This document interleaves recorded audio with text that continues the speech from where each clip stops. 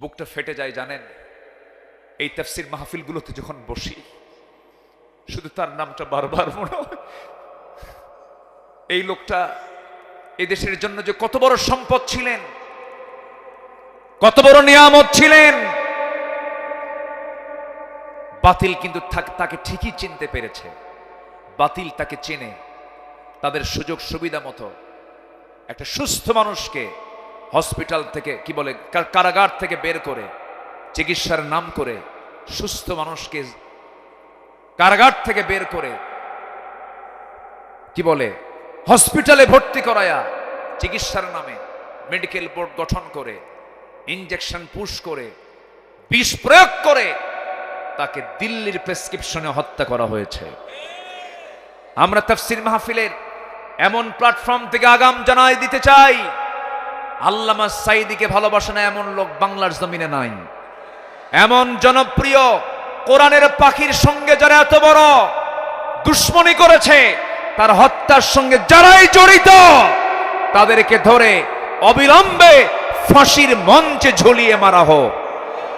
কোরআন বলতেছে هو الذي أرسل رسوله بالهدى ودين الحق ليظهره على الدين كله وكفى بالله شهيدا। আরেক জায়গায় বলছেন ওয়ালাউ কারিহাল মুশরিকুন। জোরে বলুন আল্লাহু আকবার। তিনি সেই মহান প্রভু যিনি তার রাসূলকে দ্বীনে হক দিয়ে দুনিয়াতে পাঠালেন যেন তিনি কি করতে পারেন, এই দুনিয়ার মানুষের তৈরি করা যত বিধান আছে। এখন প্রেজেন্ট ওয়ার্ল্ডে আপনি যদি প্রশ্ন করেন হুজুর আপনি বলুন তো গোটা দুনিয়াতে এখন আল্লাহর আইন ছাড়া আর কতগুলো আইন মানুষের তৈরি করা আছে? 70 থেকে 80টা। 70 থেকে 80টা। আমার দেশেও কিছু কিছু দল ওই সমস্ত মানুষের দল তারা লালন করে, আছে না নাই বলেন? আছে না নাই? মূল জায়গায় হাত দিচ্ছি, একটু মন খারাপ করা যাবে না ভাই। আমার কবরে আমি যাব, আপনার কবরে আপনি যাবেন। এই যে হাজার হাজার মানুষ আপনারা মাহফিল এসেছেন, আমি আব্দুল্লাহ আমিন আজকে যদি আমি কোনো কথা গোপন করে যাই, কিয়ামতের দিন আপনি কিন্তু আমার বিরুদ্ধে মামলা দিবেন আল্লাহর আদালতে। এই জন্য আমাকে হক কথা বলার দরকার আছে না নাই? আছে। আমার ভাইয়েরা, আমার বন্ধুগণ, আমার রাসূলকে আল্লাহ রাব্বুল আলামিন কেন পাঠালেন, কি জন্য পাঠালেন, আল্লাহ রাব্বুল আলামিন ক্লিয়ার করে বলছেন। সূরা সফ দেখবেন, বাড়িতে গিয়ে মিলায় দেখবেন। সূরা সফ এবং সূরা ফাতার মধ্যে আল্লাহ রাব্বুল আলামিন বলে দিয়েছেন, হে রাসূল আমি আপনাকে পাঠিয়েছি শুধুমাত্র একটাই কারণ, সেটা হলো দুনিয়ার তৈরি করা যত আইন আছে প্রত্যেকটা আইনকে পরাজিত করে সেই জায়গায় আল্লাহর দ্বীনকে বিজয়ী করার জন্য। জোরে বলি সুবহানাল্লাহ। এই বিজয়ী করার জন্য রাসূলকে ঘর বাড়ি ছাড়তে হয়েছে, তায়েফে মার খেতে হয়েছে। ইতিহাস তো বলার সময় নেই আজকে, শুধু ইঙ্গিত দিয়ে যাচ্ছি। মক্কায় রাসূলকে মেরে মেরে অজ্ঞান করে দেওয়া হয়েছে। আমার নবীজির শেষ জীবনে যেদিন রাসূল দুনিয়া থেকে বিদায় নেবেন, আম্মা জান আয়েশার উরুতে মাথা রেখে তিনি প্রচণ্ড কাতরাচ্ছিলেন। সেই সময় তার দেহের মধ্যে পুশ করা ইহুদিদের ষড়যন্ত্রের একটা অংশ ছিল। রাসূলকে মেরে ফেলার জন্য তারা খাবারের মধ্যে বিষ ঢুকিয়ে দিয়েছিল। সেই বিষক্রিয়া দেখা দিচ্ছিল, প্রচণ্ড জ্বর, রাসূল কাঁপতেছিলেন, ঘাম ঝরতেছিল শরীর থেকে, কপাল ঘেমে যাচ্ছিল। আমার নবীজি বলছেন, আয়েশা আমার বুঝি মৃত্যুর সময় চলে এসেছে, আমি মনে হয় দুনিয়া থেকে বিদায় নিয়ে নেব। তবে আয়েশা একটা কথা বলি, দেখো না তুমি আমার মাথা থেকে শুরু করে পা পর্যন্ত দেখো, প্রত্যেকটা জায়গায় আমার আঘাতের চিহ্ন। আল্লাহু আকবার বলেন। আমার নবীর মাথা থেকে পা পর্যন্ত শুধু আঘাত আর আঘাতের চিহ্ন ছিল। বিষ আঘাতের চিহ্ন হয়েছিল তায়েফে। আমি তায়েফে যতবার যাই ততবার সেই জায়গাগুলো আমি ঘুরে ঘুরে দেখি আর রাসূলের স্মৃতিচারণ করি। রাসূলকে কেমনে মেরেছিল সেদিন তারা। যে রাসূল সূর্যের নিচে হাঁটলে পরে আল্লাহ পাক তার সম্মানে সূর্যের নিচে একখণ্ড মেঘ আল্লাহ পাক রেখে দিতেন, সেই নবীজি তায়েফে একা এমন মারা মারল রাসূলকে, মেরে ফেলার নিয়তি তারা মেরেছে। চোকা চোকা পাথর নবীজির হাতের মধ্যে যখন হাত ঢুকতো, তুলার চেয়ে নরম ছিল আমার নবীর হাতগুলো। যখন মেরে দিয়েছে সেই পাথরগুলো, চোকা চোকা পাথর নবীজির মাথা থেকে পা পর্যন্ত লেগে লেগে ক্ষত বিক্ষত হয়ে গেছে। শরীরের ম্যাক্সিমাম রক্ত, মানুষের দেহে থাকে প্রায় 3 লিটার রক্ত, এর অর্ধেক রক্ত আমার নবীর মাথা থেকে গড়ে গড়ে পার তলা পর্যন্ত জুতার তলার সাথে জমাট বেঁধে গেছে, জুব্বাগুলো রক্তে লাল হয়ে গেছে। নবীজি মাথা চক্কর মেরে পড়ে গেছেন, সেন্সলেস হয়ে গেছেন। মালাকুল জিবাল এসে বলতেছে, ইয়া রাসূলুল্লাহ, শুধু আপনি অর্ডার করবেন, দুই দিকের পাহাড় দিয়ে চাপা দিয়ে আপনাকে বাঁচানোর জন্য এই তায়েফবাসীকে শেষ করে দেব। রাসূল বললেন, না, লা বাল আরজু, আমি আশা করি এই লোকগুলো যারা আমাকে মেরেছে তারা হয়তো ইসলাম কবুল না করলেও তার সন্তানরা ইসলাম কবুল করবে, আমি এদেরকে মাফ করে দিলাম। রাসূল তাদেরকে মাফ করে দিলেন। আমার নবীজির মাথা থেকে পা পর্যন্ত ক্ষতবিক্ষত চিহ্ন ছিল। বললেন, আয়েশা, এই যে আমার গোটা শরীরে তুমি ক্ষতবিক্ষত হওয়ার চিহ্নগুলো দেখতেছ, তায়েফে আমি মার খেয়েছি, উহুদে আমাকে মেরে দেখো সামনের দুটো দাঁত নাই। খন্দকের পরীক্ষা খনন করতে গিয়ে আমি খাবার পাই নাই, আমার সাহাবীরাও খাবার পায় নাই। সাহাবীগুলোকে নিয়ে যখন পরীক্ষা খনন করছিলাম, আয়েশা দেখো কোদাল মারতে মারতে 4টা দিন না খাওয়া, আমার আজকে এই যে কোমরটা বাঁকা হয়েছে, আজ পর্যন্ত কোমর সোজা করতে পারি নাই। আমার ভাইয়েরা, দিন কায়েমের সংগ্রাম করতে গিয়ে যদি গোটা শরীরে আঘাতের চিহ্ন নিতে হয়, দাঁত ভাঙতে হয়, দেশ ছাড়তে হয়, হামলা মামলা খেতে হয়, কোমর কুজা করে ফেলতে হয়, কোমরটা হারাতে হয়, বিশ্বনবীর মতো জায়গা থেকে যদি এমনটা কষ্ট করতে হয়, সেই জমিনে দিন কায়েমের জন্য আমাদেরও প্রচেষ্টার দরকার আছে না নাই? শুধু মিষ্টি খাওয়া সুন্নাত, দুপুর পরে ঘুমানো সুন্নাত, মাথায় টুপি দেওয়া সুন্নাত, আতর লাগানো সুন্নাত, সুরমা লাগানো সুন্নাত, এই সুন্নাতকে আপনি এক পাল্লায় দিয়ে দেন, আর নবীর দাঁত ভাঙ্গা সুন্নতকে এক পাল্লায় দিয়ে দেন, দাঁত ভাঙ্গা সুন্নতের ওজনটাই বেশি ভারী হয়ে যাবে। সামনের দিনে আমাদের একটাই লক্ষ্য হলো, কোনো কথা মানবো না, কোনো আইন মানবো না, কোনো বিধান মানবো না, কোনো ব্যক্তি মানবো না, একটাই কথা হবে, এই জমিন যার হুকুম চলতে হবে তা, ঠিক কিনা? এটাই হচ্ছে 1 নম্বর ওয়াদা। যারা বিবেকবান তারা আল্লাহর সঙ্গে কৃত অঙ্গীকার তারা পূরণ করবে। আরো আছে 9টা। তাফসীর মাহফিল তো একটু কোরআন থেকেই কথা বলা দরকার, ঠিক কিনা বলেন? এই জন্য আমি আয়াতকে মিস করছি না, আমি আয়াতকে লেগেই সামনের দিকে এগুচ্ছি। আরো 8টা পয়েন্ট আছে। এদিকে আজান হয়েছে, কোনো টেনশন নাই। আমরা নির্দিষ্ট সময়ের চাইতে একটু পরেই আমরা একসঙ্গে এখানে জামাতে নামাজ পড়বো। জোরে বলি ইনশাআল্লাহ, জোরে বলি ইনশাআল্লাহ। সম্মানিত ভাইয়েরা, কষ্ট পাচ্ছেন নাকি আপনারা? কোনো অসুবিধা নাই তো? জোরে বলি ইনশাআল্লাহ। সম্মানিত ভাইয়েরা, তাহলে নাম্বার 1 হচ্ছে কি, যারা আল্লাযীনা ইউফুনা বিআহদিল্লাহ, যারা আল্লাহর সঙ্গে কৃত অঙ্গীকার যারা পূরণ করবে। ওই যে বলে এসেছিলাম, তুমি আমার রব, তুমি আমার আইনদাতা। দুনিয়াতে যারা এই রুবুবিয়্যাতকে প্রতিষ্ঠার জন্য, আল্লাহর আইনকে জমিনের প্রতিষ্ঠার জন্য যারা সংগ্রাম করবে, আন্দোলন করবে, তাদের ওয়াদা পূরণ হচ্ছে, এরাই হচ্ছে বিবেকবান। জোরে বলি আল্লাহু আকবার। এই যে 2-1 করে ওঠে কেন চাচা? Any problem? বসে না নামাজে, নামাজে চাচা, নামাজে যাচ্ছেন, নামাজ পড়বেন। ও চাপ চাপ না, ঠিক আছে, অনেক বয়স হয়ে গেছে। জি, যারা মাজুর তারা ঠিক আছে, কিন্তু দাড়ি কাছা গেলে কিন্তু খবর আছে। বসেন, কেউ যাবেন না, কারণ মাহফিলের সৌন্দর্য রক্ষার দায়িত্ব কি বক্তার একার না সবার? আশপাশে যারা আছেন সবাই পাহারা দিবেন, মাহফিল যেন দোয়া পর্যন্ত ঠিক মতো আমরা যেন সুন্দর করে সম্পন্ন করতে পারি। জোরে বলি আমিন। এদিকে জনসভা না ইবাদতের জায়গা? বলেন বলেন বলেন বলেন, কিসের জায়গা? ইবাদতের জায়গা। এটাই মনে করে আমরা বসবো। অগণিত সওয়াব, অগণিত সওয়াব, যে সওয়াবের কোনো গণনা হবে না, অগণিত সওয়াব আল্লাহ পাক ফেরেশতার মাধ্যমে লিখতেছেন। বলি আলহামদুলিল্লাহ। 1 নম্বর চলে গেল। নাম্বার 1, যারা ওয়াদা ভঙ্গ করে না। যারা কি ভঙ্গ করে না বলেন? রাসূল এক জায়গায় বলেছেন, লা ঈমানা লিমান লা আহদা লাহ, তার ঈমানই নাই যার ওয়াদা নাই। যার ওয়াদা ঠিক নাই তার কি নাই? ঈমান নাই। এটা কি মোল্লার কথা না আমার নবীর কথা? মুহাম্মদ সাল্লাল্লাহু আলাইহি ওয়াসাল্লাম। তাহলে এখন বলেন, এই ওয়াদা পৃথিবীর এই জীবনে, মানব জীবনে চলতে গিয়ে সব জায়গায় এরকম ওয়াদা আছে না নাই বলেন তো? আছে। যেরকম ব্যবসা করতে নিয়ে ওয়াদা করতে হয়, কথা বলতে নিয়ে ওয়াদা করতে হয়, কোন একটা জায়গায় যাব ওয়াদা করতে হয়। প্রত্যেকটা জায়গায় কিন্তু একটা ওয়াদা থাকে। এই ওয়াদা যারা ইমানদার তাদের কখনো ওয়াদা ভঙ্গ হবে না। আর যার ওয়াদা ভঙ্গ হয় সে কি বিবেকবান না বিবেকহীন? বলেন, বিবেকবান না বিবেকহীন?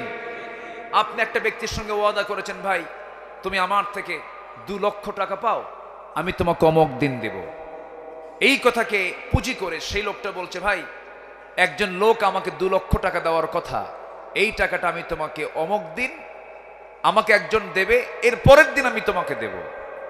তাহলে আপনার এই ওয়াদার কারণে তিনি আরেকজনকে ওয়াদা করেছেন, আরেকজনকে তিনি আবার ওই টাকাটা দিবেন, তিনি আবার আরেকজনকে বলেছেন। যিনি শুরুতে ওয়াদা ভঙ্গ করলেন সে কি বিবেকবান না বিবেকহীন? আচ্ছা, মানুষের ইমানের চেক হয় নামাজে না লেনদেনে? ভালো করে বলবেন, ভালো করে বলবেন। মানুষের ইমানের চেক হয় নামাজে না লেনদেনে? ও, নামাজের দরকার নাই, বলতে হবে নামাজেও লেনদেনেও। নামাজ ঠিক আছে, কিন্তু লেনদেন উল্টা পাল্টা আছে কিনা বলেন তো? ও কি বিবেকবান না বিবেকহীন? বিবেকবান না বিবেকহীন? বিবেকহীন। আমার বন্ধুগণ, এখন এই সমস্ত আলোচনার ভিতরে একটা হাদিস আমাকে ঢুকাতেই হচ্ছে। আমার বন্ধুগণ, রাসূল বলেছেন আয়াতুল মুনাফিকি সালাস, মুনাফিককে চেনার জন্য 3টা সিমটম তোমরা দেখবা। যদি 3টা সিমটম কারো মধ্যে পাও সেই লোকটা মুনাফিক। নাম্বার 1, ইদা ওয়াদা আখলাফা, যখন সে ওয়াদা করে ওয়াদা ভঙ্গ করে। নাম্বার 2 হলো যখন তার সামনে আমানত রাখা হয় আমানতের খেয়ানত করে ফেলে। নাম্বার 3 হলো যখন সে কথা বলে মিথ্যা কথা বলে, বাজে কথা বলে। এই 3টা বদঅভ্যাস যার মধ্যে আছে সেই লোকটা মুনাফিক। বলেছেন মুহাম্মদ সাল্লাল্লাহু আলাইহি ওয়াসাল্লাম। তাহলে যারা মুনাফিক হয় তারা কি বিবেকবান হয় না বিবেকহীন হয়? বিবেকহীন হয়। তাহলে উলুল আলবাব যদি হতে চাই, 1 নম্বর ওয়াদা ঠিক রাখতে হবে। কার সাথে? আল্লাহর সাথে যে ওয়াদা ছিল সেই ওয়াদা আমরা ঠিক রাখবো। নাম্বার 2 হচ্ছে অঙ্গীকার আমরা ঠিক রাখবো। আমাদের যে ওয়াদা এটা আমরা সব জায়গায় ঠিক রাখার চেষ্টা করব। জোরে বলি ইনশাআল্লাহ। ইন্নাল্লাহা লা ইউখলিফুল মিআদ, আল্লাহ তাআলা নিজেও কখনো ওয়াদা ভঙ্গ করেন না। আমরা সে আল্লাহর গুণটা লালন করব। আমরা কখনো ওয়াদা ভঙ্গ ইচ্ছা করে কখনো ভঙ্গ করব, অনিচ্ছাই হতে পারে। বান্দার ভিতরে তো অনেক সময় বান্দাই তো পারে না, আর সব পারেন কে? আল্লাহ। কিন্তু আপনি চেষ্টা করার পরেও আপনি পারেন নাই, এটা আল্লাহ পাক আপনাকে মাফ করতে পারেন। কিন্তু প্ল্যান করে আপনি ওয়াদা করে ওয়াদা পূরণ করছেন না। বলুন তো, একটা প্রশ্ন করে, আজকের সমাজে যে টাকা ঋণ দেয় সে বিপদে, যে টাকা ঋণ নেয় সে বিপদে।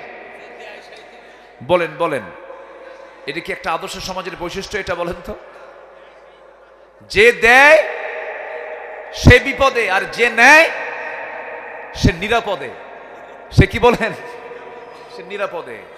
যারা ব্যবসায়ী না তারা আমার আজকের আলোচনায় খুব খুশি হচ্ছেন। ভালো করে কন, হালকা তো করেও টাকা তুলতে পারি না। আল্লাহ তাআলা দেখেন কিভাবে সুন্দর করে কথাগুলো সাজাচ্ছেন। তো টাকা পায় একজন, বলতেছে ভাই তুমি আমার থেকে টাকা নিলে অমুক দিনের কথা বলে, আজকে তো দেওয়ার কথা, তুমি দাও কেন? না, তুমি আরেকদিন আসো। পরপর 3 দিন না করছে, একদিন বলেই ফেলতেছে, সত্যি করে বলি ভাই তুমি কি আমাকে টাকা দিবা? তুই কি এখনো বুঝোস না আমি টাকা দেবো কি দেব না? রাগের ঠেলায় যে পাওনাদার, যে টাকা পায়, রাগের ঠেলায় সে বলেই ফেলল, আল্লাহ তুমি সাক্ষী থাকো, ওর কাছ থেকে আর কোনোদিন টাকা চাবো না। যা, তোর কাছ থেকে যে টাকা পাই সেই টাকা আমি হাসরের দিন তুলে নেব। জবাবে কয়, লম্বা ডেট পাইলাম। কি ডেট পাইলাম? লম্বা ডেট। তাহলে বলেন এদের কি ইমান আছে? আজ থেকে এদের কি ইমান আছে? আজকে সমাজটা কোথায় চলে গেছে দেখেন। আমার বন্ধুগণ, আল্লাহ রাব্বুল আলামিন এর জন্য বলছেন বিবেকবান হও। বিবেকবান যদি হতে পারো আমি তোমাকে জান্নাত দিয়ে দেব। আপনি একজনকে ঠকাচ্ছেন, কিন্তু আপনি তো ঠকাচ্ছেন না, আপনি নিজেই ঠকে যাচ্ছেন, আপনি নিজেই হেরে যাচ্ছেন। আমার ভাইরা, কোন অফিসার যদি সরল হয় মানুষ তাকে বোকা বলে, কিন্তু যে লোকটা ঘুষ খায় সেই লোকটাকে চালাক বলে। একদিন কিয়ামতের দিন ওই সমস্ত ব্যক্তির জন্য আল্লাহ রাব্বুল আলামিন উপর করে তাকে জাহান্নামের মধ্যে ফেলবেন, সুদখোরকে জাহান্নামের মধ্যে ফেলবেন। আল্লাহ তাআলা যা হারাম করেছেন সে হারামের কাছে একজন বিবেকমান মানুষ যেতে পারে না। নাম্বার 3 হলো সম্পর্ক আমরা পৃথিবীতে সবার আগে যার সঙ্গে গড়ব তিনি আমার কে বলেন? আল্লাহ রাব্বুল আলামিন বলছেন والذين يصلون ما أمر الله به أن يوصل। নাম্বার 3 হলো ওই সমস্ত বান্দাগুলো বিবেকবান, তাদের মধ্যে কমন সেন্স আছে, যারা পৃথিবীর সবার সঙ্গে সম্পর্ক থাকলো না গেল এই কথা না চিন্তা করে আগে চিন্তা করে আমার সঙ্গে আমার আল্লাহর সম্পর্ক ঠিক আছে কিনা। যাতে মাতাল তাহলে ঠিক থাকতে হবে, দুনিয়ার সবার কাছে মাইনাস হয় হোক, কিন্তু আমার আল্লাহ যেন বাদ না পড়ে। আর আমাদের চিন্তা হলো কিছু কিছু লোকের যা কিছু হয় হোক আল্লাহর কাছে মাফ চেয়ে নেব, আগে এগুলো করি। এরকম আসে না নেই বলেন তো? আগে চিন্তা থাকতে হবে, আমার সম্পর্ক রাখতে হবে আগে কার সাথে? আসতে বলবেন না, কার সাথে? আল্লাহর সাথে। আমার আল্লাহ তো সেই আল্লাহ যে আল্লাহ শুধু মানুষকে লালন পালন করেন না, তিনি গোটা পৃথিবীর সব কিছুকে লালন পালন করেন। জোরে কোন সুবহানাল্লাহ। অবাক হয়ে যাবেন, প্রত্যেকটা প্রাণী কিন্তু আল্লাহর জিকির করে। জোরে কোন সুবহানাল্লাহ। কোন প্রাণী কি খায়, কোন প্রাণী কখন ঘুমায়, কোন গাছের পাতা কখন পড়ে, কোনটা আগে পড়ে আর কোনটা পরে পড়ে, এটাও আল্লাহ জানেন। আল্লাহু আকবার বলেন। সমুদ্রে কত প্রাণী আছে, আকাশে উড়ন্ত কত প্রাণী আছে, জঙ্গলে কত প্রাণী আছে, স্থলভাগে কত প্রাণী আছে। সমস্ত প্রাণীর রিস্কের সমস্ত ম্যানেজমেন্টের দায়িত্ব কার? আবার সব প্রাণীকে মানুষের খাদেম বানিয়ে দিয়েছেন তিনি আমার কে? সুন্দরবনের কি কি খাঁটি জিনিস আছে কন্ত? মধু। হ্যাঁ, টাইগার তো আছেই মধুকে সংরক্ষণ করার জন্য, কিন্তু সুন্দরবনের কি মধু বলুন? কি মধু? খাঁটি কি আছে? খাঁটি তো আছেই, কিন্তু ওটা আস্তে আস্তে কি হয় করে কে? কে ভেজাল বানায়? মানুষ। কেমনে ভেজাল বানায়? ভেজাল মানুষ ভেজাল বানায় না। কি ঠিক আছে না? যে মানুষ না, যে ভেজাল সেই করে ভেজাল, মানুষ কখনো ভেজাল হতে পারে না। জানেন এই মধুটা আমি গত 2 দিন আগে আমার মাহফিল ছিল চট্টগ্রামে, প্যারেড ময়দান। যে প্যারেড ময়দানে আল্লামা সাইদ রাহিমাহুল্লাহ একটানা 1977 সাল থেকে 2006 সাল পর্যন্ত একটানা 32 বছর তিনি মাহফিল করেছেন। 18 বছর ওই মাহফিল বন্ধ ছিল, করতে দেয়নি, হতেই দেয়নি। এবার এই মাহফিল আমাকে দিয়ে প্রথম উদ্বোধন হয়েছে। দোয়া করবেন। এই 18 বছর পর গত 27 জানুয়ারি, আজকে তো 29, 27 জানুয়ারি প্রথম তাফসীর মাহফিলটা আমি শুরু করেছি। 18 বছর পর আবার শুরু হলো। দোয়া করেন এই তাফসীর মাহফিলের ধারা যেন কিয়ামত পর্যন্ত থাকে। জোরে বলি আল্লাহুম্মা আমিন। সেই মাহফিল আমি এই বিষয়টা তুলে এনেছি। একটা সূরার নাম আল্লাহ পাক দিয়েছেন প্রাণীর নামে, যেটা সুন্দরবনে থাকে সবচেয়ে বেশি, সেটা হলো ওই মৌচাকের যে ম্যানেজমেন্টের দায়িত্ব, যে প্রাণীর নাম কি? মৌমাছি। এর আরবি হলো নাহাল। এর আরবি কি? নাহাল। নাহাল মানে হলো মৌমাছি। এই মৌমাছি আল্লাহ তাআলার নিয়োজিত, তার যে ফার্মেসি আছে, তার যে ওষুধ কোম্পানি আছে, সেই ওষুধ কোম্পানির চিফ দায়িত্ব পালন করে হলো এই মৌমাছি ডিপার্টমেন্ট। আল্লাহু আকবার বলেন। কিয়ামত পর্যন্ত যত রোগ এসেছে, যত রোগ আসবে, যত রোগ হবে, সমস্ত রোগের ঔষধ সুন্দরবনে। এত আস্তে সুবহানাল্লাহ বললেন আপনারা? হ্যাঁ,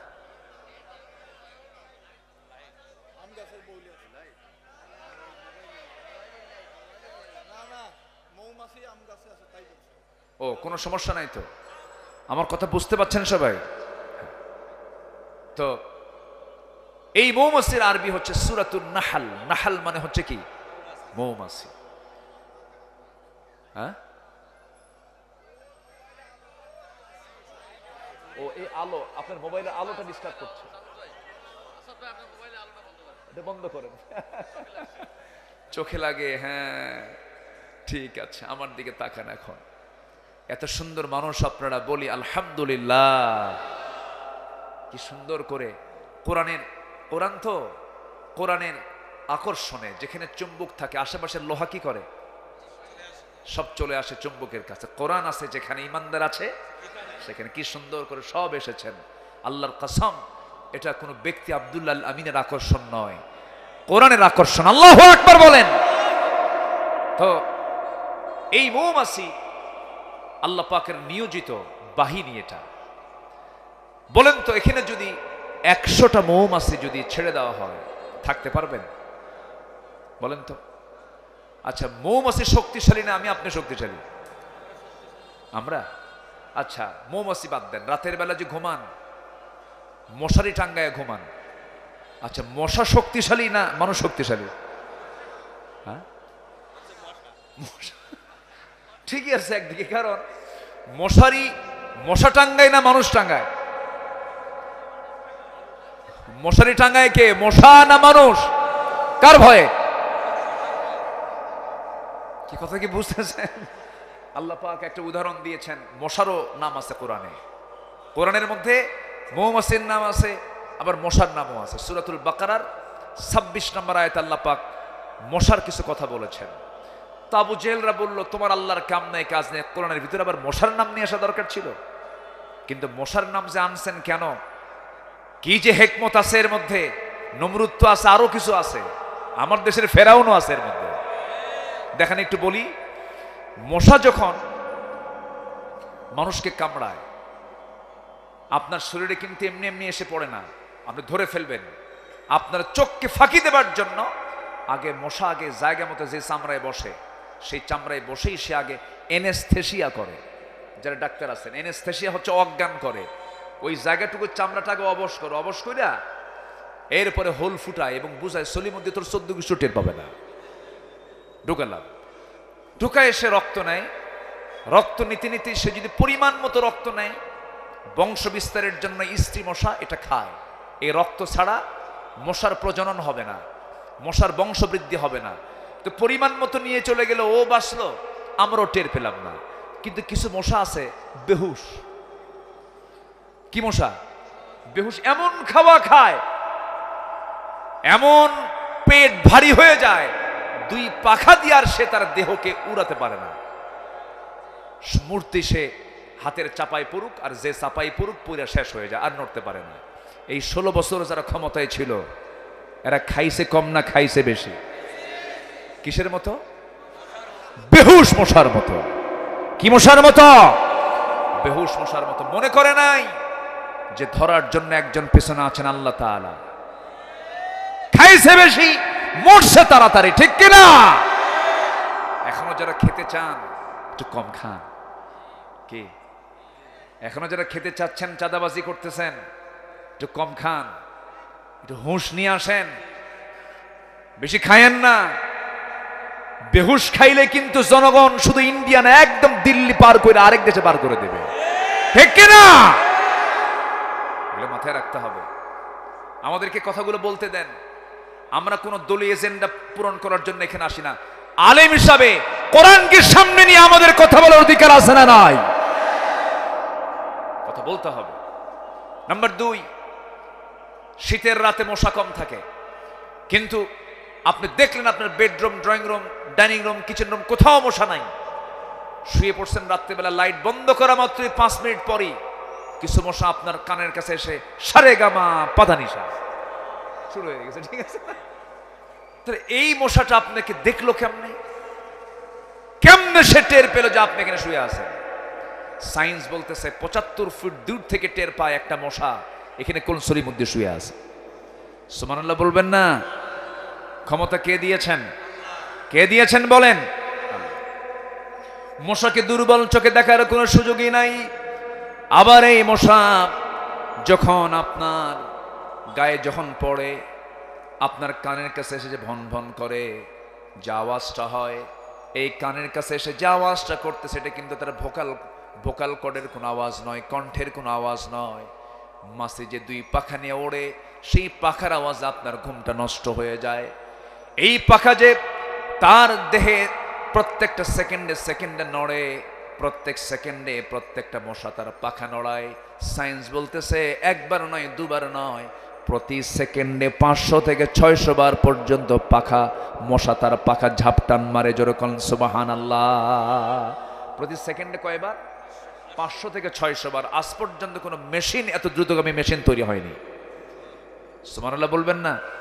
ইন্নাল্লাহা লা ইস্তাহি আন ইয়াদরিবা মাসালাম মা বাউদাতান, এবং বাউদাতান হচ্ছে ইস্তি মশা। মশা যে কামড়ায়, পুরুষ মশা কামড়ায়, ইস্তি মশা কামড়ায়। আল্লাহ পাক 1500 বছর আগে ইস্তি মশার কথাই বললেন। আল্লাহু আকবার বলেন। আচ্ছা গেল, এখন মৌমাছির দিকে আসেন। মৌমাছির কথা বলছিলাম। এই মৌমাছি, তার ডিপার্টমেন্ট হলো মৌচাক। আল্লাহ পাক এই মৌমাছির মধ্যে আবার ক্লাস আছে, পুরুষ আছে, মহিলা আছে, কর্মী আছে, আবার অ্যাডমিনিস্ট্রেশন চালায়, প্রশাসন চালায়, এমন কিছু ডিপার্টমেন্টের কিছু মৌমাছি আছে। আল্লাহ পাক সবাইকে দায়িত্ব দেননি। এই দায়িত্ব দিয়েছেন হলো ফিমেল বি, যেটা যেটা স্ত্রী মৌমাছি, যেটা আল্লাহ পাক তাকে ইঙ্গিত দিচ্ছেন।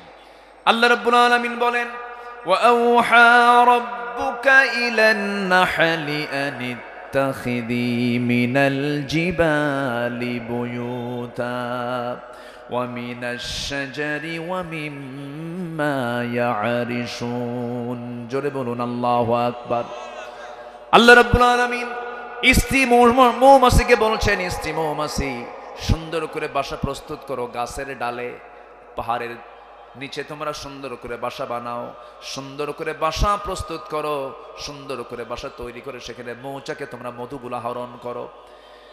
আমার বন্ধুগণ, এই মৌমাছি যখন কোন মৌচাকে মধুগুলো নিয়ে আসে, আল্লাহ রাব্বুল আলামিন সেই পথ তৈরি করে দিয়েছেন। ফুম্মা কুলি মিন কুল্লি সামারাতি ফাসলুকি সুবুলা রাব্বিকা যুলুলা। জোরে বলুন আল্লাহু আকবার। নাম্বার 3 হলো, আমরা সবাই জানি মৌমাছি মনে হয় তার মধু মুখে বহন করে মৌচাকে ঢেলে দেয় না। এই মৌমাছির পেট থেকে মধু বের হয়।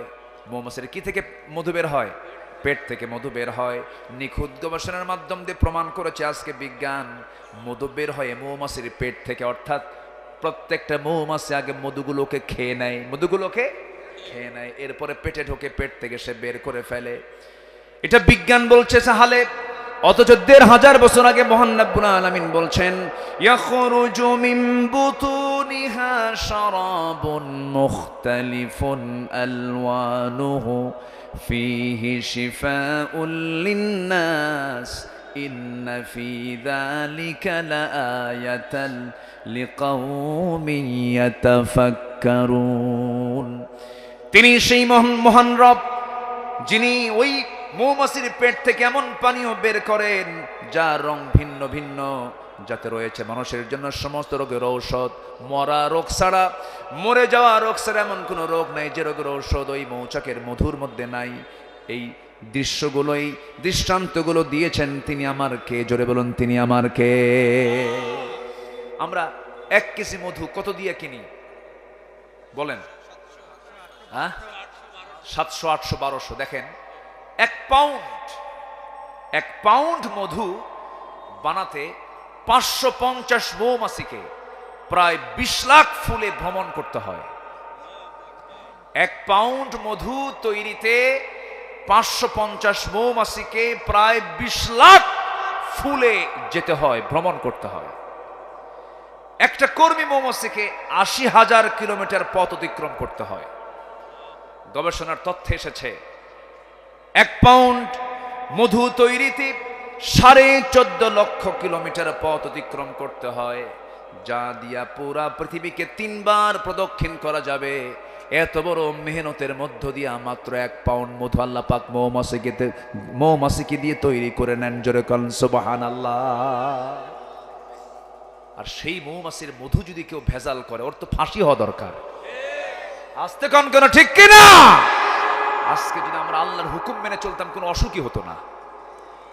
আমরা হুকুম মানি না তো, আমরা সেইভাবে চলি না তো, আমরা উল্টা পাল্টা করি, সব ভেজাল বানায় ফেলি। الله وحده لا شريك له ونشهد أن سيدنا وحبيبنا ومولانا محمدا عبده ورسوله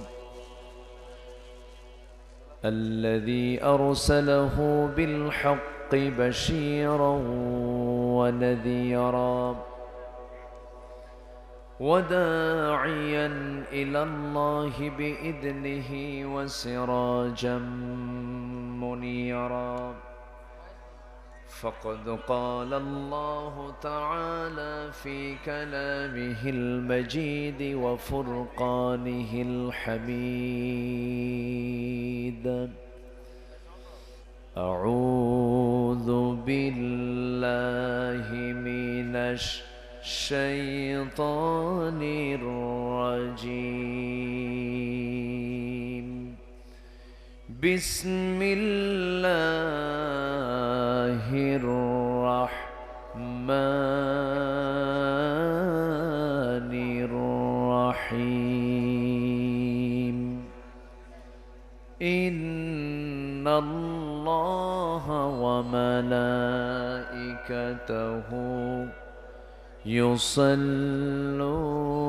على النبي يا أيها الذين آمنوا صلوا عليه وسلموا تسليما اللهم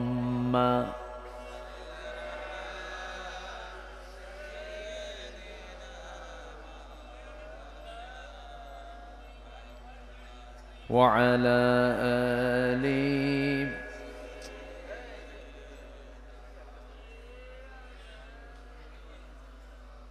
একটু মোহব্বত দিয়ে আওয়াজ দিয়ে নবীর প্রেমে মাতোয়ারা হয়ে জবান খুলে জোরালো কণ্ঠে সবাই বলুন আল্লাহুম্মা সাল্লি আলা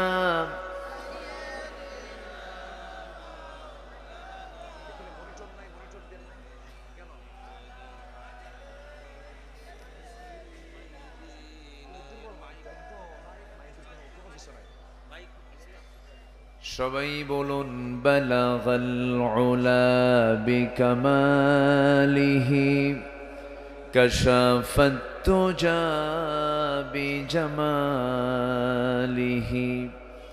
হাসুনাত জামিউ খিসালিহি সাল্লু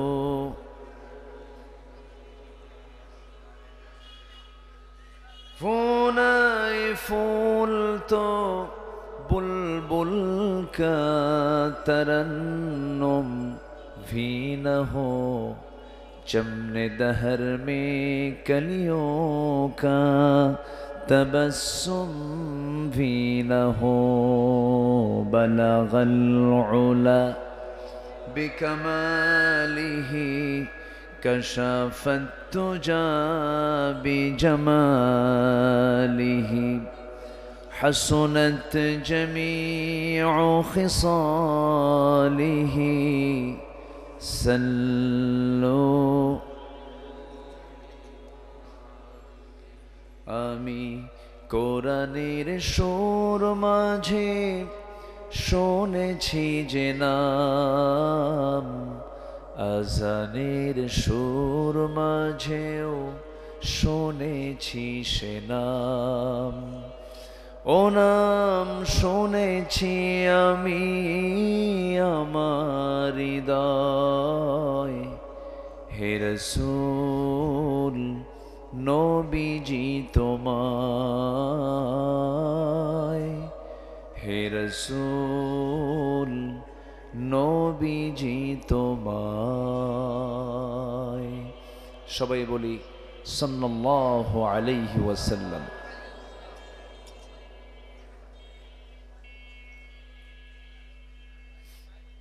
খুলনা অঞ্চলের সাতক্ষীরা জেলার কলারোয়া উপজেলার গয়ড়া কলেজ মোড় সমাজসেবা সংঘ কর্তৃক আয়োজিত কলেজ মোড় জামে মসজিদ মাহফিল ইন্তেজামে কমিটি কর্তৃক আয়োজিত আজকের এই দিনের বেলা তাফসীরুল কোরআন মাহফিল 2025 আজকের এই মহৎ আয়োজনের সম্মানিত সুযোগ্য সভাপতি, আজকের এই মহৎ আয়োজনের সম্মানিত সাহেবে সদর জনাব ডাক্তার রমজান আলী, সাবেক চেয়ারম্যান মহোদয়, মজলুম চেয়ারম্যান মহোদয়, আজকের এই প্রোগ্রামের সম্মানিত সঞ্চালক পরিচালক জনাব মাওলানা, আমার প্রিয় ভাই, প্রায় 25 বছর আগের থেকে তার সঙ্গে যার আমার পরিচয়, আমার প্রিয় ভাই আনোয়ার হোসেন, প্রায় 25 বছর।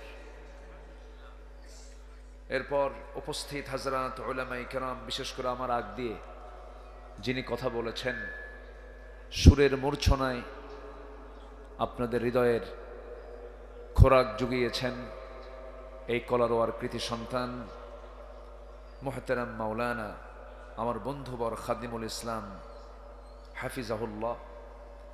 কথা বলেছেন আমার অত্যন্ত কাছের, আমার স্নেহধন্য, আমার অনুজ মাওলানা ওবায়দুর রহমান চন্দনপুরী।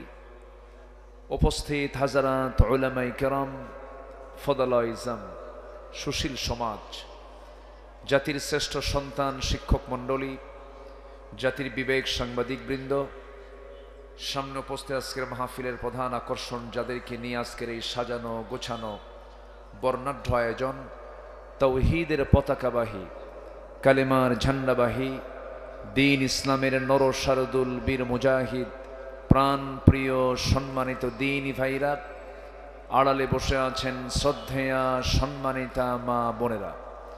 আলোচনার সূচনায় আনুষ্ঠানিকতার মধ্য দিয়ে আমার পক্ষ থেকে আবারও দিল খোলা সালাম, আসসালামু আলাইকুম ওয়া রাহমাতুল্লাহি ওয়া বারাকাতুহু। সবাই কেমন আছেন? সবাই কেমন আছেন? যে আমাকে প্রশ্ন করলেন, আল্লাহ তাআলা তো আজকে আমাকে আপনার সাথেই বসে রেখেছেন। ইতিপূর্বে এই মাহফিল দুবার চেষ্টা করেছে বাস্তবায়ন করার জন্য, দুবার ফেরেশতারা করতে দেয়নি। ফেরেশতা কেন বললাম? ফেরেশতা যেমন চোখে দেখা যায় না, এখন ওদেরকেও চোখে দেখা যাচ্ছে না, এই জন্য ফেরেশতা কইলাম।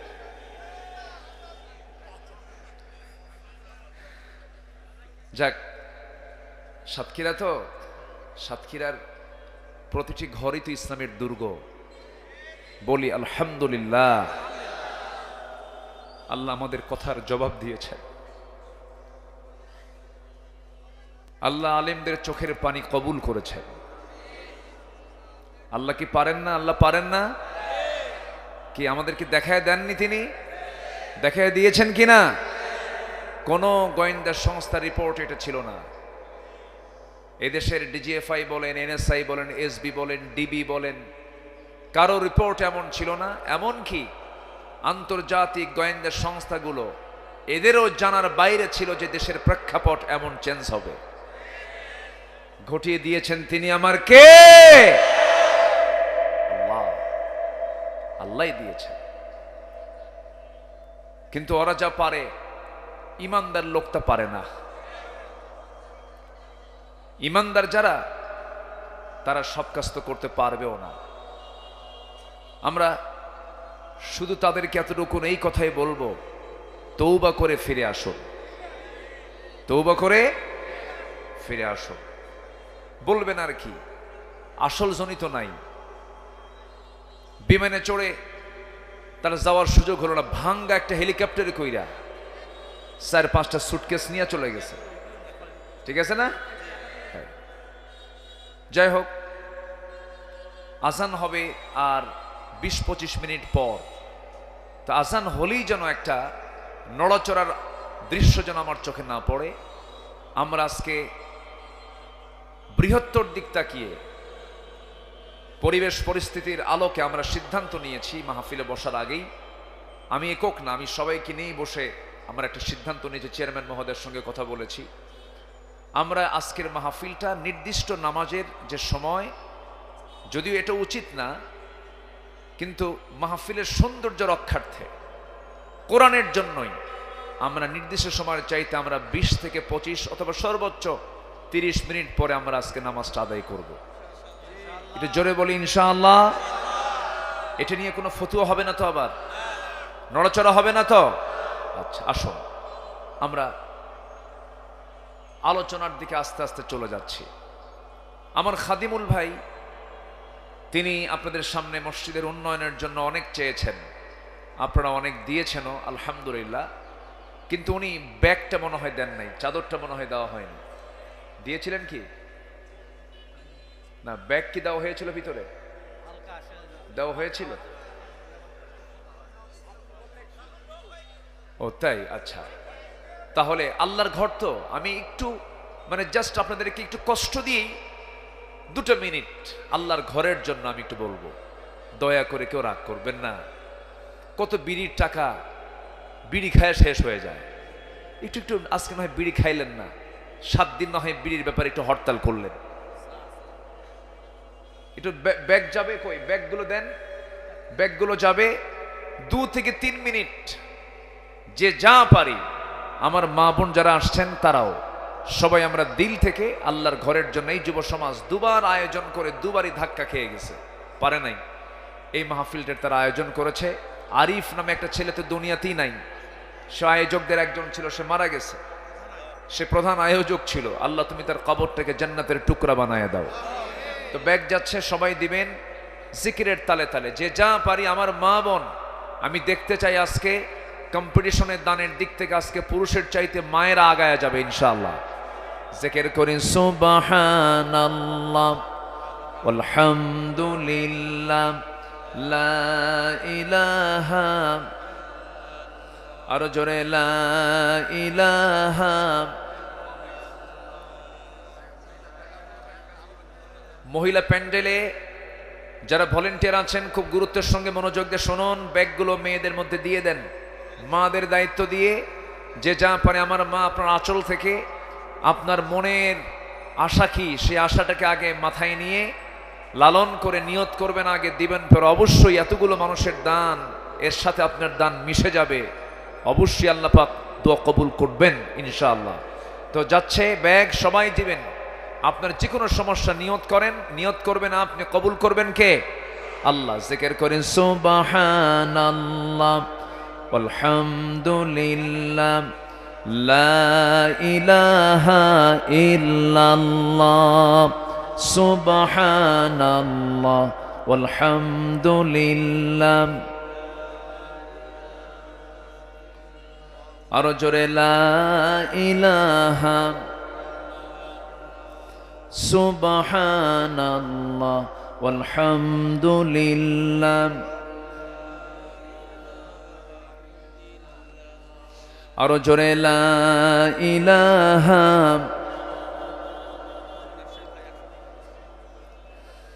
আরো জোরে লা ইলাহা সুবহানাল্লাহ আলহামদুলিল্লাহ।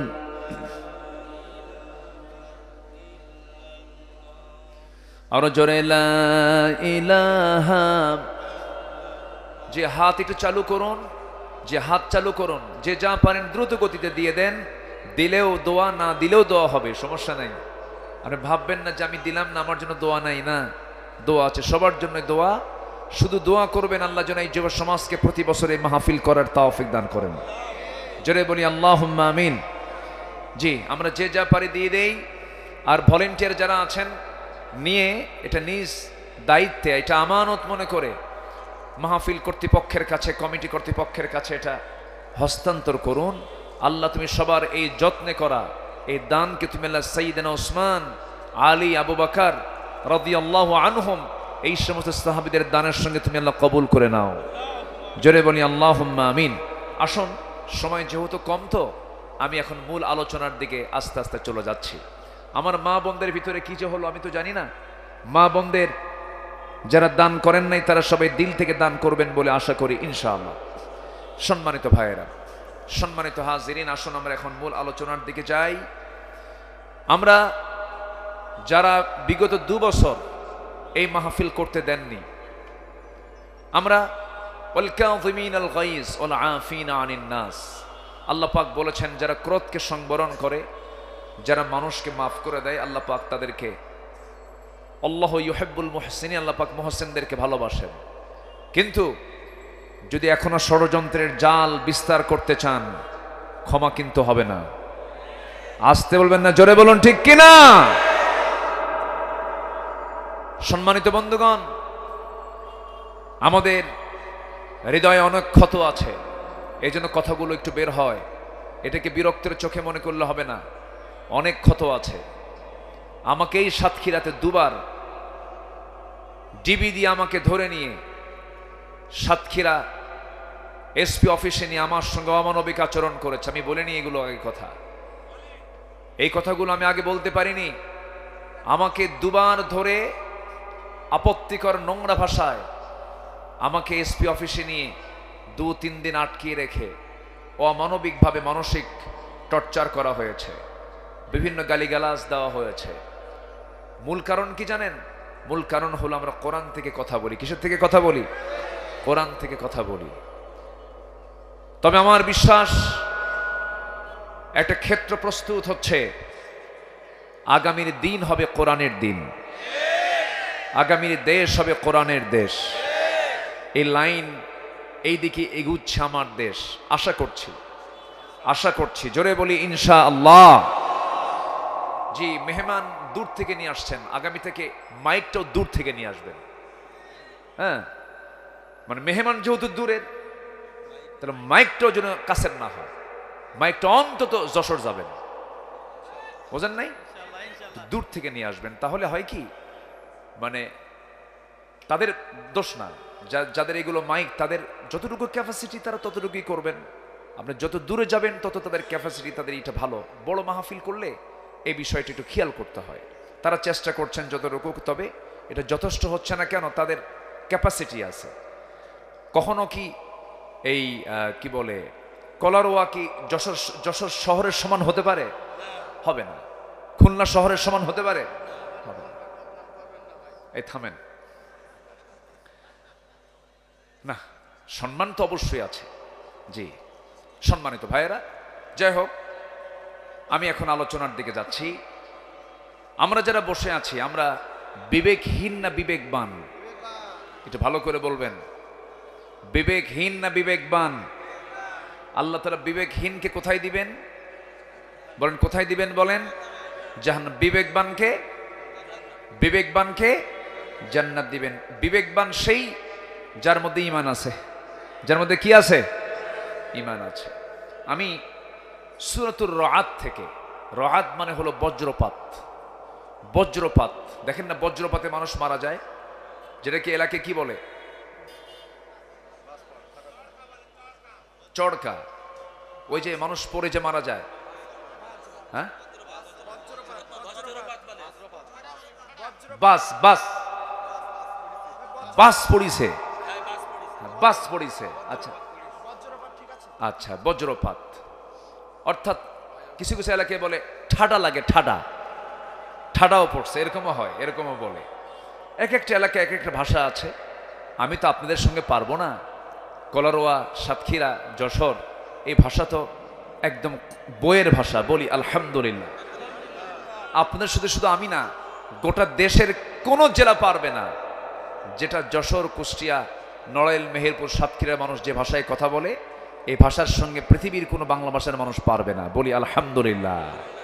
এটা আপনাদের জন্মগত দিক, এই এলাকায় জন্ম হয়েছে, এই জন্য আপনাদের ভাষাটা সই। তো বজ্রপাত এই নামেই আল্লাহ পাক এই সূরার নামকরণ করেছেন। আকাশ থেকে বিজলি চমকায় আমরা দেখি। এই বিজলিটা আল্লাহ রাব্বুল আলামিন বান্দাকে দেখান। আল্লাহর ক্ষমতা আছে না নাই বলেন তো? আছে। মেঘের ঘর্ষণ হয়। আমি মেবি 2022 সালের শেষ দিকে আমি মধ্যপ্রাচ্যের কাতার থেকে দোহা থেকে আমি ঢাকা আসতেছিলাম বিমানে করে।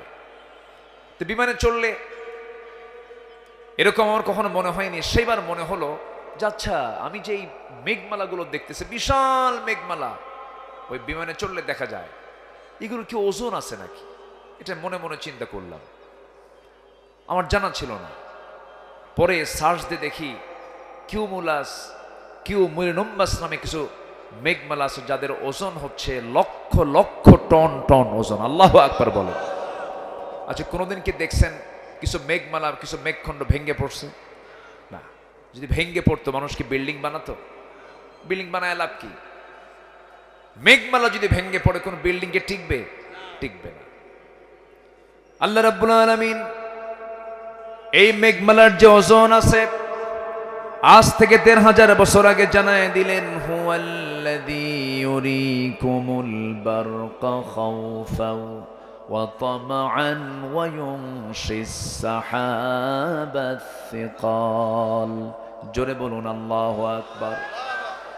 তিনি সেই মহান প্রভু যিনি আকাশে মেঘমালাকে উত্থিত করেছেন, ওজন করে উত্থিত করেছেন, ওজন করে রেখে দিয়েছেন। ওজন, মেঘমালার যে ওজন আছে পৃথিবীর মানুষ আগে জানতো না, হালে এসে প্রমাণ করেছে, কোরআন জানিয়ে দিয়েছে আজ থেকে ১৫০০ বছর আগে। জোরে বলি সুবহানাল্লাহ। আমার নবীজি তো বিমানে চড়েন নাই, আমার নবীজি মেঘমালা নিয়ে তিনি কোনো গবেষণাও করার সুযোগ পান নাই। অতএব রাসূল তো এটা জানার কথা না, জানিয়ে দিয়েছেন রাসূলকে বিশ্ববাসীর জন্য। কে জানিয়ে দিয়েছেন? আল্লাহ জানিয়ে দিয়েছেন। এরকম করে বহু তথ্য আছে কোরআনে, যেটা আজকে বিজ্ঞান এসে এটাকে প্রমাণ করছে। মানে বিজ্ঞান প্রমাণ করছে না, বিজ্ঞান কোরআন থেকে ধার নিয়ে এটাকে গবেষণায় নিয়ে আসতেছে। বলি আলহামদুলিল্লাহ। বিজ্ঞান তো কখনো কোরআনের ভুল ধরতে পারবে না, কোরআনে বিজ্ঞানের ভুল ধরে ফেলবে, এটাই স্বাভাবিক। কারণ কোরআনটা কার রচনা? কোরআনটা কার রচনা? আল্লাহর রচনা। যিনি আকাশ বানিয়েছেন, যিনি জমিন বানিয়েছেন, তিনি কোরআন নাজিল করেছেন। জোরে বলে সুবহানাল্লাহ। সম্মানিত ভাইয়েরা, সম্মানিত বন্ধুগণ, উলুল আলবাব, এটা কি বলা হলো বিবেকবান। আল্লাহ তাআলা বিবেকবান বান্দা কারা, তাদের একটা চিত্র সূরা রাদের মধ্যে করে দিয়েছেন। যদি এই বিবেকবান বান্দার গুণের মধ্যে যদি আমাদের গুণ যদি মিলে যায়, তাহলে ভাববো যে আমরা জান্নাতে যাচ্ছি। জোরে বলি সুবহানাল্লাহ। ৯টা গুণ, যার মধ্যে ৯টা দিক থেকে যাবে, ৯টা বৈশিষ্ট্য থেকে যাবে, সে হচ্ছে বিবেকবান। কোরআনের দৃষ্টিতে সূরা রাদের কয়েকটা আয়াতকে সামনে রেখে আমি কথা বলছি। সূরা রাদের ১৯, ২০, ২১, ২২ এই ৪টে আয়াতে প্রকৃত বিবেকবান কারা, তাদের চিত্র, তাদের কিছু গুণ, তাদের কিছু বৈশিষ্ট্য আল্লাহ পাক তুলে ধরেছেন। আমরা একটা একটা করে শুনবো। আল্লাহ পাক কি সুন্দর করে বলছেন। আল্লাহ রাব্বুল আলামিন বলেন, আফামান ইয়ালামু আন্নামা উনজিলা ইলাইকা মির রাব্বিকাল হাক্কু কামান হুয়া আ'মা ইন্নামা ইয়াতাযাক্কারু উলুল আলবাব। জোরে বলুন আল্লাহু আকবার। উলুল আলবাব কারা? বিবেকবান কারা? উলুল আলবাব হল আরবি শব্দ, যার বাংলা হচ্ছে বিবেকবান। বিবেকবান কারা? যাদের মধ্যে ৯টা বৈশিষ্ট্য খুঁজে পাওয়া যাবে। নাম্বার 1 হলো আল্লাযীনা ইউফুনা বিআহদিল্লাহি ওয়া লা ইয়ানকুদুনাল মিসাক والذين يصلون ما أمر الله به أن يوصل ويخشون ربهم। জোরে বলুন আল্লাহু আকবার। জোরে বলুন আল্লাহু আকবার। আমার বন্ধুগণ, নাম্বার 1 হলো যে সমস্ত লোকগুলো আল্লাহর সঙ্গে কৃত ওয়াদা যারা পূরণ করবে, যারা অঙ্গীকার যারা পূরণ করবে। আমি আপনি দুনিয়াতে যখন আসি নাই, মার পেটের ভিতরে ছিলাম 2 বছর। মার পেটের মধ্যে যখন আসি নাই, তখন আমরা ছিলাম কিন্তু রূহের জগতে, আলমে আরওয়াহে ছিলাম। আলমে আরওয়াহে আমাকে প্রশ্ন করেছিলেন মহান রব্বুল আলামিন। কোরআন বলে দিচ্ছে, আলাস্তু বিরাব্বিকুম, আমি কি তোমার রব নই? সেই রূহের জগতে আমি স্পষ্ট ভাষায় জানিয়ে দিয়েছে, হ্যাঁ তুমি আমার রব। ক্বালু বালা, যদি আজকে আমাদের দুনিয়াতে মনে নাই, কিন্তু এই কথা বলেছি, শতভাগ সত্য জানিয়ে দিয়েছে কোরআন। বলেছে কিনা? বলেছে, কিন্তু আমরা জানি না, মনে নাই হয়তোবা। অনেক কিছুই তো মনে নাই আমাদের। আমরা মার পেটে 10 মাস ছিলাম, এটাও কিন্তু আমরা দেখি নাই, মনে নাই। আমাদেরকে বলে দিয়েছে, আমরা বিশ্বাস করে নিয়েছি। মার পেট থেকে দুনিয়াতে এসেছি, 2টা বছর দুধ পান করেছে, এটাও কারো মনে নাই, কিন্তু বিশ্বাস করে নিয়েছে। আমাকে জানিয়ে দিয়েছেন মা, আমাকে লোকজন বলেছেন তুমি এই মায়ের দুধ পান করেছো, বিশ্বাস করে নিয়েছি।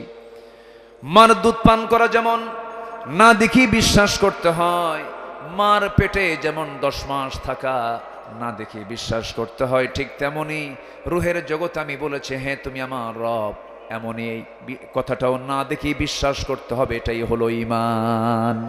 এটা কি? ঈমান। আমি রুহের জগতে বলে এসেছি হ্যাঁ তুমি আমার রব। আল্লাহ বলছেন যারা এই ওয়াদা যারা পূর্ণ করবে তারা হচ্ছে বিবেকবান। তারা কি বলেন তো? বিবেকবান। অর্থাৎ হ্যাঁ তুমি আমার রব। রব মানে কি? রব মানে হচ্ছে আইনদাতা, বিধানদাতা। সকল প্রকার অপূর্ণতা, অযোগ্যতা, ব্যর্থতা থেকে যিনি মুক্ত, তিনি আমার কে? একটু জোরে বলেন, তিনি আমার কে? আমার আল্লাহ যে আইনদাতা, তিনি যে আইন দিয়েছেন এতে কোনো সন্দেহ আছে? কিন্তু আমার দেশে যে আইনটা আছে, রাষ্ট্রীয় পর্যায়ে যে বিধানটা আছে, এটি কি আমার আল্লাহর আইন? কার আইন? বলেন কার আইন? বলেন কার আইন আছে? মানুষের আইন। মানুষ এই 2 চোখ দিয়ে লিখেছে, এই 2 চোখ দিয়ে দেখে হাত দিয়ে লিখেছে, ব্রেন খাটিয়েছে, এরপর একটা আইন রচনা হয়েছে। বলুন তো মস্তিষ্ক প্রসূত মানুষের মস্তিষ্ক থেকে বের হওয়া আইন এটা মজবুত হবে না আল্লাহর আইন মজবুত হবে? তাহলে আমরা যে আইন দিয়ে চলছে এটা কি মজবুত আইন না দুর্বল আইন? বলুন বলুন কি আইন? বলেন দুর্বল আইন। এবং দুর্বল আইন দিয়ে বলা হয় যে মধ্যযুগীয় সেই 1500 বছর আইন দিয়ে, 1500 বছর আগের আইন দিয়ে আজকের সমাজ চলতে পারে না, এমন জাতীয় বাজে কথা বলার মতো মানুষ আমার দেশে আছে না নাই? তাদের কি বিবেক আছে? তাদের কি বিবেক আছে? আল্লাহ বলছেন তারা হচ্ছে বিবেকহীন। বিবেকবান তারাই। 1 নম্বর গুণ, যারা কৃত ওয়াদা আল্লাহর সঙ্গে যে করে এসেছিল রুহের জগতে, হ্যাঁ তুমি আমার আইনদাতা, যারা এটাকে এই ওয়াদা যারা পূরণ করেছে তারা হচ্ছে বিবেকবান। এখন বলি আপনাদেরকে, একটু মন খারাপ করা যাবে না, আমার আল্লাহর আইন ছাড়া যারা অন্য কোন আইনকে বিশ্বাস করে যদি কেউ নামাজ পড়ে, এটা ভণ্ডামি ছাড়া কিছু না। আসতে বলবেন না, জোরে বলুন ঠিক কিনা? আল্লাহর আইন বাদ দিয়ে অন্য আইন মানে, এদিকে নামাজ পড়ে, এদিকে হজও যায়, ওর সুবিধা মতো সে ইসলামকে মানতে চায়। আমার আল্লাহকে যদি রব হিসেবে মানতে হয়, আমার আল্লাহকে আইনদাতা হিসেবে মানতে হবে, ঠিক কিনা বলেন? আমরা বহু আইন আমার দেশে দেখেছি, সোজা কথা, কেউ গায়ে পড়ে কথা টেনে নিবেন না নিজের গায়ে। সোজা কথা বলি, এই দেশের স্বাধীনতার 53-54 বছর চলছে আজ। কেউ চালিয়েছেন 25 বছর, কেউ চালিয়েছেন 16 বছর, কেউ চালিয়েছেন 9 বছর, কেয়ারটেকার গভর্নমেন্টে কয়েক বছর। সবার নাম মুসলমান হলেও তারা ইসলাম দিয়ে দেশ চালান নাই। তারা নামাজের আইন পাশ করেন নাই, সুদের বিরুদ্ধে আইন পাশ করেন নাই, যাকাতের আইন তারা চালু করেন নাই। সব থেকে শেষ আগামীর দেশ আমরা দেখতে চাই কোরআনের দেশ। রাজি আছেন কারা কারা? হাত উঁচু করে দেখান মুসলমান।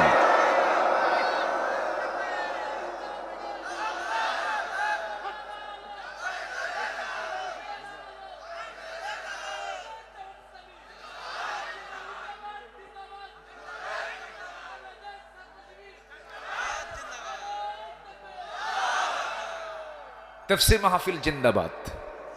আল্লাহ কবুল করুন, জোরে বলি আমিন। আজান হচ্ছে, আচ্ছা আজান হলে সবার পক্ষ থেকে 2-1 জবাব দিলেই তো হয়ে যাবে, সমস্যা নেই। আমি শুনেছি তো এই আজানটা মুখে দিলেই হতো, কাছাকাছি ছিল। যাই হোক, দিয়ে ফেলেছেন মুরব্বী। আবার দেখেন তো বেশি লম্বা যেন না করে, আবার মানে বেশি লোক দেখলে আবার বেশি লম্বা হয়ে যায়। জি সম্মানিত ভাইয়েরা, আসুন আমরা আবার আলোচনার দিকে ফিরে যাচ্ছি। তাহলে সব দেখা তো আমরা শেষ করেছি, কেউ তো কোরআনের আইন তো চায় না। এ পর্যন্ত যারাই ছিল তারা কি কোরআনের আইন কি সমাজে চালু করেছে? চালু করেছে?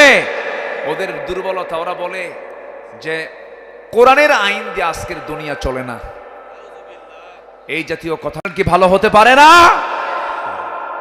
সম্মানিত ভাইয়েরা, সম্মানিত বন্ধুগণ, আমরা আল্লাহর আইনকে শুধু নামাজের মধ্যে দেখতে চাই না, আমরা আল্লাহর আইনকে দেখতে চাই এক জায়গায় না সব জায়গায়।